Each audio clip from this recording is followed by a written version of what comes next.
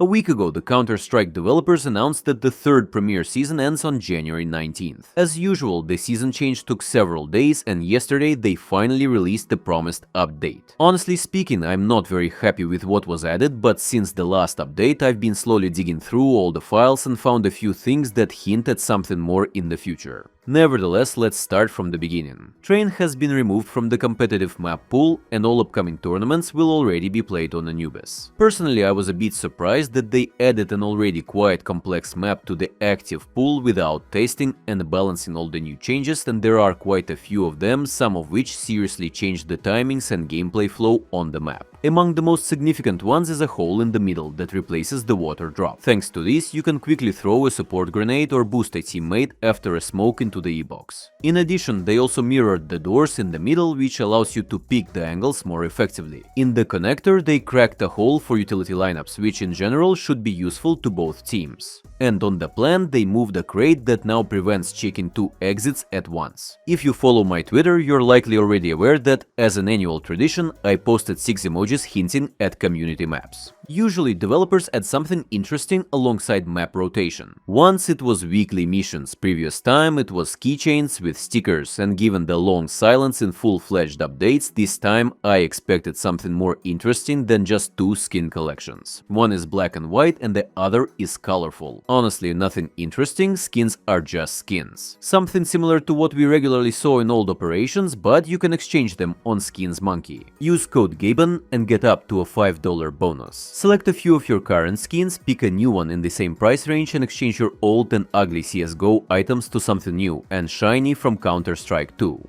Use code GABEN and buy skins much cheaper with a 30 plus 5% top-up bonus. Skins Monkey, links and my code down below.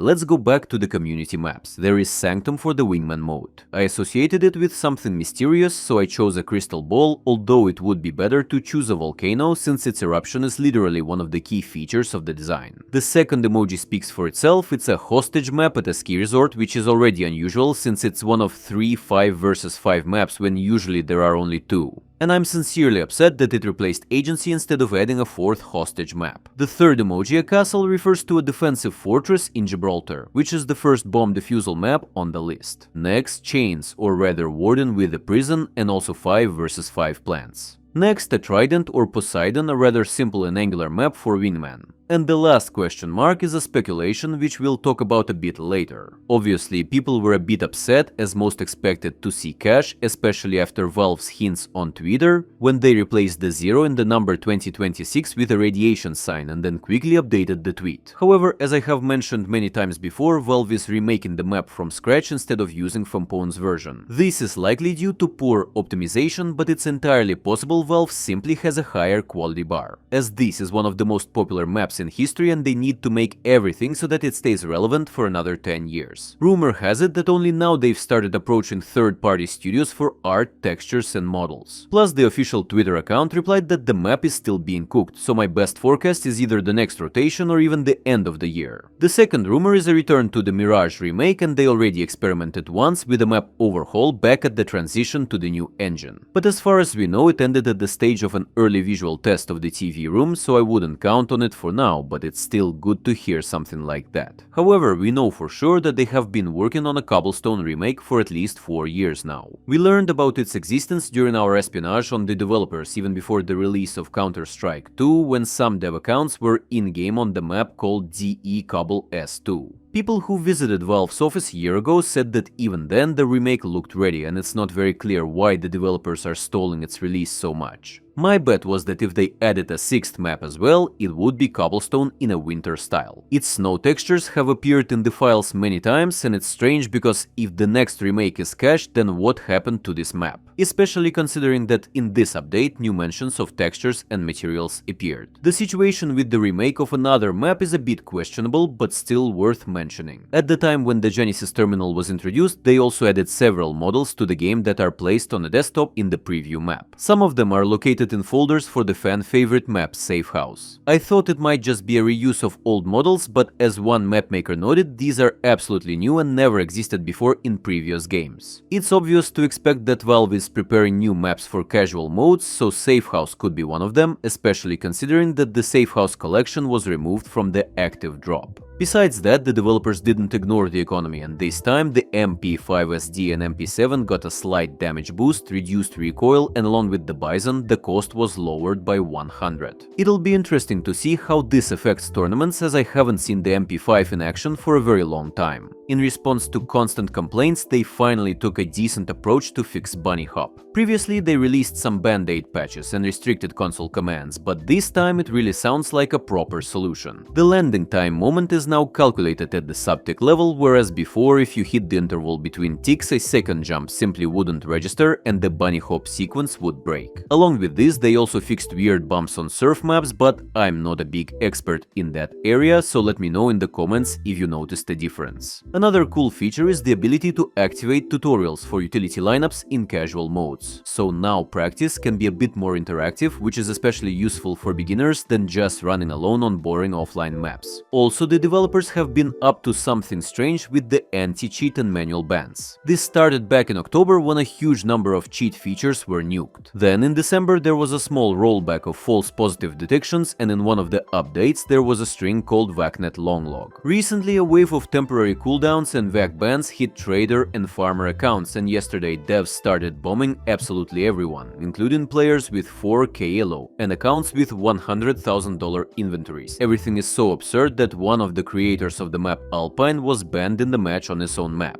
Obviously the false positive bans were already removed, but the situation is still quite interesting. Also, I'm genuinely curious about what is actually happening with things that popped up regularly over the last 3 years. For example, mentions of some pets appeared and continue to appear regularly since 2023, and to be honest, it's not very clear what could take such a long time. In the latest updates, there are strings with pet placement, highlighting chickens with a green outline, and developer commands for debugging the behavior and feelings of chickens. In addition to this, they once again updated the localization for some strange item auction in the armory, indicating the remaining time for bidding on certain items. Back in August, there was a mention of third-person models transitioning to the new AnimGraph 2 system, so we can expect new character animations similar to what already happened with first-person weapon ones added a few months ago. And of course, mentions of some game journals appeared in the files. I sincerely hope that this is related to full-fledged operation journals, or at least some kind of battle pass that were used previously. Such an update would be a good occasion to release everything we've discussed today, so leave a meat emoji in the comments if you watched this far.